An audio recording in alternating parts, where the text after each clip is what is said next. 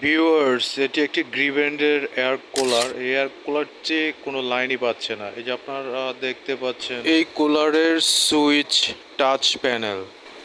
আজকে আমরা এই কুলারটি রিপেয়ার করব। রিপেয়ার করার জন্য প্রথমে আমরা খুলে নিয়েছি। এটি দেখতে পাচ্ছেন, এটি হচ্ছে একটি জেল বক্স।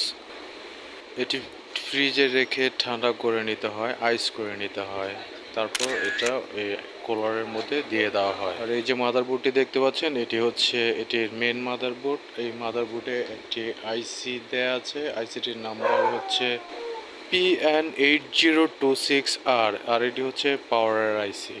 তো মাদারবোর্ডটি অনেক সুন্দর করেছে। তো এই মাদারবোর্ডটি আমরা প্রথমে চেক করে নেব যে আসলে কেন আমাদের পাওয়ারটি আসছে না। তো সেক্ষেত্রে প্রথমে আমাদেরকে এসি কর্ড, মানে কারেন্টের যে কর্ডটি আছে সেই কর্ডটি আমাদেরকে চেক করে নিতে হবে। পাওয়ার মাদারবোর্ড পর্যন্ত আমাদের কারেন্ট পৌঁছায় কিনা সেটি প্রথমে দেখে নিতে হবে। এই যে আপনারা দেখতে পাচ্ছেন এয়ার কুলারের ফ্যান সহ যাবতীয় এই যে একটি ক্যাপাসিটার ইউজ করেছে ফ্যানের জন্য। পাইপগুলো দেখতে পাচ্ছেন, যে পাইপ দিয়ে পানি ওঠানামা করে এবং ঠান্ডা বাতাস প্রবাহিত করে। তো আমরা কেবল ডিসকানেক্ট করে নিয়েছি। ডিসকানেক্ট করে নেওয়ার পর মাদারবোর্ডটিতে আমরা যখন এসি কানেক্ট দিয়েছি তখন এসি কানেকশন ঠিক পাচ্ছে, মানে 220 ভোল্ট ঠিক পাচ্ছে। এই যে মাদারবোর্ডটির অপোজিট সাইডে আপনারা দেখতে পাচ্ছেন,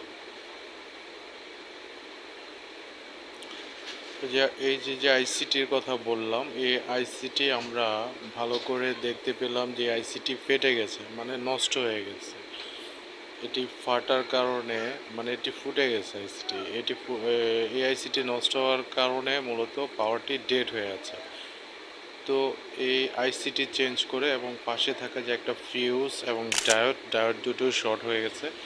তো ওই আইসিটি চেঞ্জ করে আর বাকি যে ছোট ছোট কম্পোনেন্টসগুলো আছে পাওয়ারে, ওগুলো চেক করে নিলেই হয়ে যায়। এই ভিডিও সম্পর্কে কোনো প্রশ্ন থাকলে কমেন্টস করতে পারেন। পরবর্তী ভিডিওর জন্য সাবস্ক্রাইব করে বেল আইকনটি